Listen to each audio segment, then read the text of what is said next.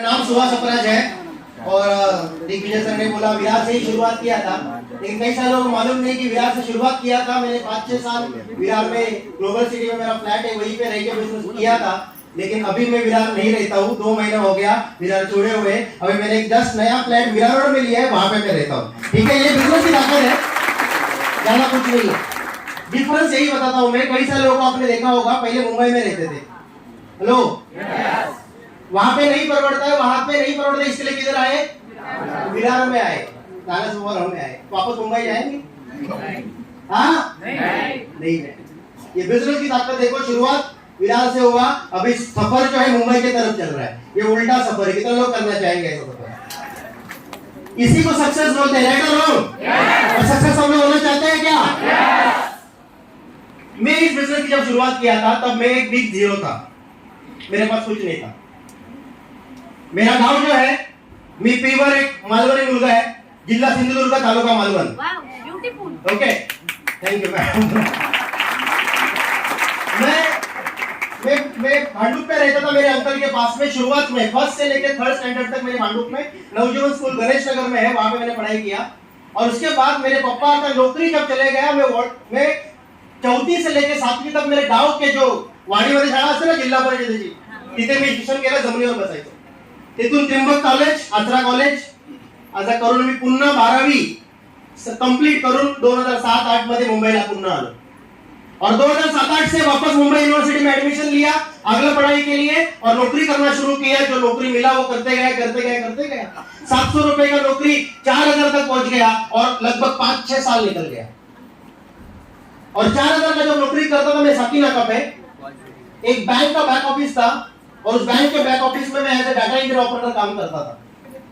मेरे कुछ दोस्त मेरे साथ में काम करते थे, आज भी उस बैंक में काम करते हैं, और उनका सैलरी यहाँ 35,000 के आसपास हो गया 10 साल में। तो मेरा भी उतना ही होता, 35-40,000। 35-40,000 में इंसान क्या अचीवमेंट कर पाएगा? घर ले पाएगा?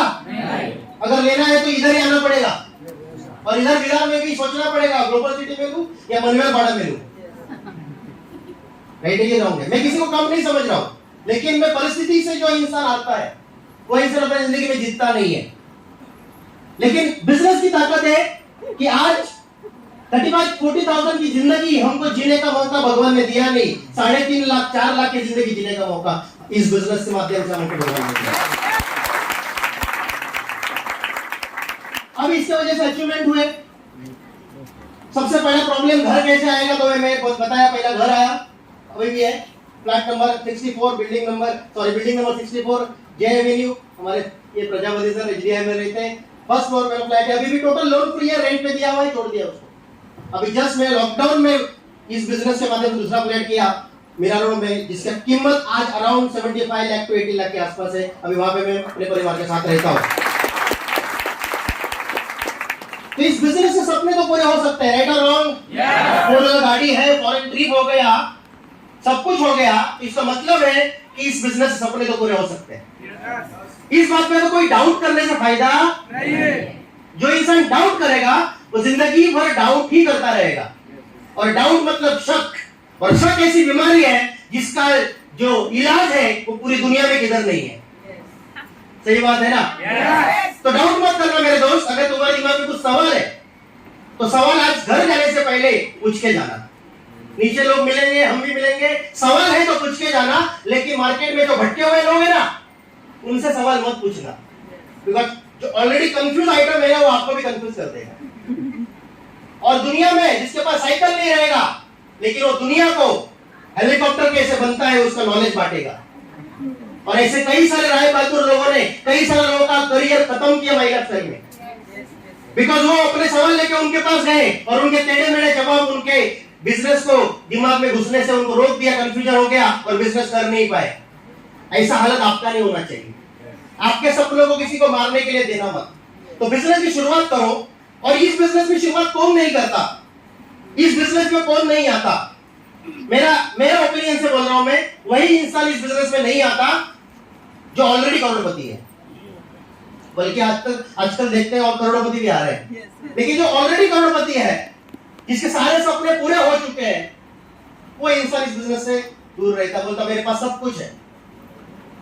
अगर आप ना बोलने वाले में से है तो शायद आप इस कैटेगरी में होंगे कि ऑलरेडी आप करोड़पति है और आपके सारे सपने पूरे हो चुके हैं।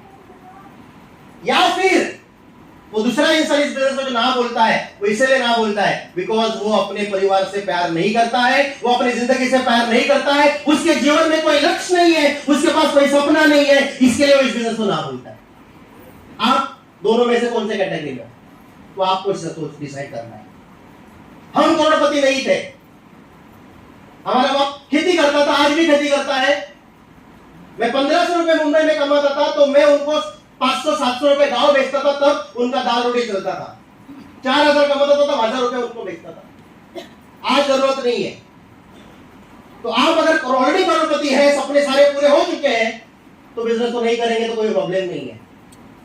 लेकिन अगर आप दूसरे कैटेगरी में है कि आपके पास कोई गोल नहीं है जिंदगी को जीने का, आपके पास कोई सपना नहीं है, कोई लक्ष्य नहीं है, तो कल सुबह आप वही नाला सोपारा रिटर्न ट्रेन पकड़ेंगे जो हिरार जाती है, और वहां पे जो आपकी हालत होगी, उस हालत के अंदर अपने आप को एक सवाल पूछना चाहिए, 15 साल हो गया इसी ट्रेन में घूम रहा हूं, कब बाहर निकलना है?